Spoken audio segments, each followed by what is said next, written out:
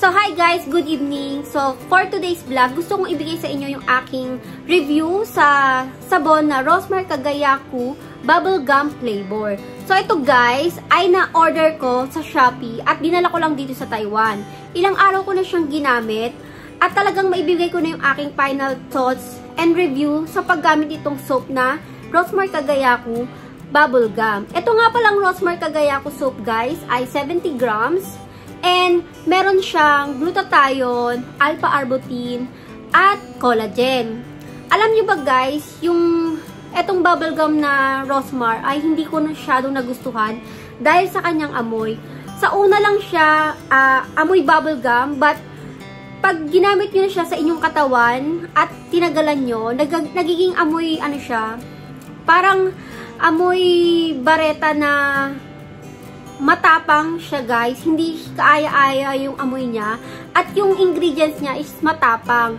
Ako kasi guys, talagang mayroon talaga akong allergy sa mga matatapang na sabon, matatapang na detergent. Nangangati yung balat ko guys. Katulad niyan, eto, na-trigger na naman yung aking daliri. Ayan. Kung makikita nyo, kapag kasi nagkaka-allergy ako sa mga sabon, sa mga detergent guys, nangangati yung daliri ko, tapos nagkakaroon siya ng butlig-butlig na merong tubig sa loob. Kung alam niyo yun guys, talagang makati yun.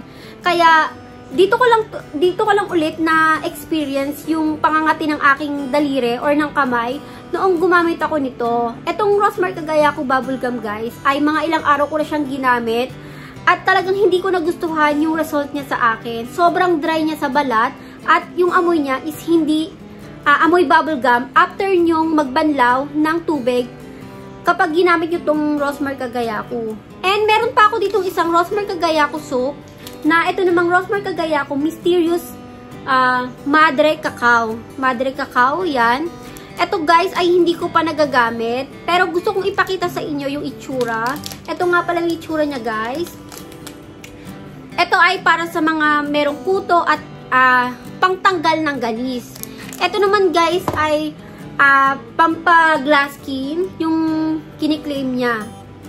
Pero hindi ako naka-experience ng glass skin dito dahil hindi ko naman siya ginamit guys sa aking face. Alam niyo ba guys talaga na sobrang strict ako sa paggamit ng mga soap sa mukha kasi yung mukha natin guys ay sobrang importante dahil ito lang talaga yung hinaharap natin sa mga tao. Once na na-trigger yan at hindi nagustuhan yung mga ingredients na nilagay natin sa ating mukha, magkakaroon tayo ng mga breakouts, mga pimple marks, and ang hirap nun tanggalin at ang hirap nun i-recover. Kaya hindi talaga ako gumagamit or hindi ako basta-basta nagre-review ng isang product sa aking mukha guys. Etong mga soap na to guys ay ginagamit ko lang sa aking katawan kasi hindi naman kasi ako guys sensitive. Hindi naman sensitive yung balat ko sa mga soap. Pero, one na sobrang tapang ng ingredients, katulad nitong Rosmar Cagayaco Bubble Gum, na matapang siya, talagang nangangati yung kamay ko, it means na hindi siya effective sa akin. Kaya, napagdesisyonan ko na ihinto ko na yung paggamit at itatapon ko na siya, guys. At ito naman, itong Rosmar Cagayaco Mysterious Madre Cacao ay ipapakita ko lang siya sa inyo. Hindi ko siya pwedeng reviewin kasi hindi ko naman siya ginamit at wala akong balak na gamitin siya. Gusto ko lang ipakita sa inyo yung kanyang packaging and yung sabon guys. Gusto kong maamoy kung ano nga bang amoy nitong Mysterious Madre Cacao. Kasi yung Rosmar Cagayaco guys ay sobrang daming variant ng sabon at napaka-affordable. Alam nyo bang 39 pesos lang to at minsan meron pang 3 plus 1. Ibig sabihin, kapag bumili kayo ng 3, may libre kayong isa sa halagang 100 pesos.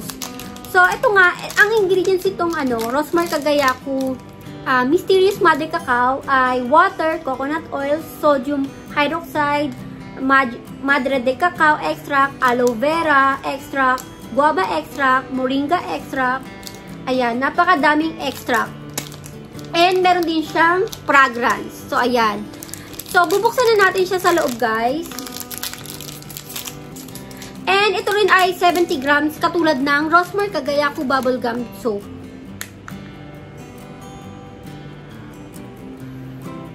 So, ganito yung itsura niya. Color green siya, guys. And yung amoy niya ay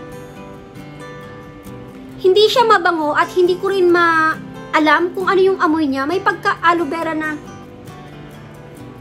na sobrang light lang ng amoy niya compared dito sa Rosemary Cagayaco Bubblegum. Sa umpisa talaga sobrang maamoy mo yung bubblegum scent niya at talagang nakakainganyo siyang gamitin. Pero once na naginamit nyo na siya sa inyong katawan, sobrang tapang ng amoy. Hindi na siya amoy bubblegum, guys. Pero napakabula nito, guys. And talagang matagal din siyang maubos. Hindi siya mabilis matunaw. Kita nyo naman, ilang araw ko na to. Kung makikita nyo yung mga orange na yan, yan yung last time na sabon ko pang ginamit, yung Honest Glow. Hindi ko nabigay yung review. Pero yon, nagustuhan ko yung Honest Glow soap talaga. Aabangan nyo, nag-order ulit ako kasi nagustuhan ko siya. Yun yung ipapalit ko dito sa Rosemary Cagayaco soap. Kasi wala na rin akong soap sa CR. Nakita nyo naman na ito yung ginagamit ko. And wala akong extra ang Honest Glow. Kasi kapag nagre-review ako ng isang soap, guys, isang order lang ako. Hindi ako nagdadalawa. Once na nagustuhan ko na yung isang product, saka lang ako ulit nag-order. Kasi 'di ba tulad nitong Rosemary Cagayaco soap, hindi ko siya nagustuhan, so itatapon ko na lang siya, 'di ba? Ganun yung ginagawa ko. Hindi ako agad-agad bumibili ng isang product na maramihan. Tinatry ko muna siya, saka ako bibili ulit if effective sa aking skin yung product na ginamit ko.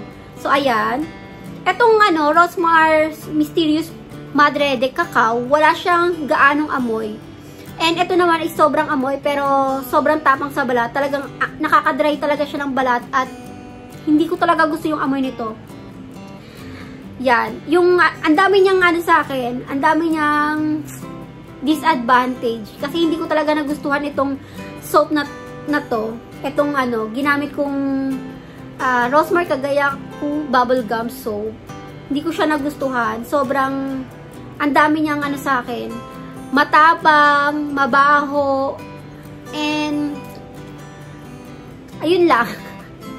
So, yun lang guys, yung aking thoughts sa paggamit nitong Rosemary Cagayaco Bubblegum Soap. Pasensya na, hindi ko magagamit itong Rosemary Mysterious Madre de Cacao. Wala na akong planong gamitin siya. And yan lang, pinakita ko lang sa inyo yung kanyang appearance. Yan. As you can see, ganito kalaki yan, yung Rosemary Cagayaco Bubblegum, kapag, hindi pa gamit. See, ilang araw ko rin itong ginamit. Siguro mga 3 to 4 times ko na siyang ginamit. Kasi, guys, hindi ako everyday naliligo. Alternate ako sa paliligo, guys, ng aking hair. Kasi, sobrang nagdadry yung skin ko kapag everyday akong nag-shampoo. Nakakadry siya ng hair, guys. And next time, isi-share ko rin sa inyo yung aking ginagamit sa aking hair care routine. Isi-share ko siya sa inyo, guys. But, now, ito munang isi-share ko sa inyo yung ginamit kong soap na Rosemary Cagayaco. So, yun lang guys. Dito ko na-end ang aking vlog. And sana, may na-share akong information sa inyo. So, yun lang. Good night!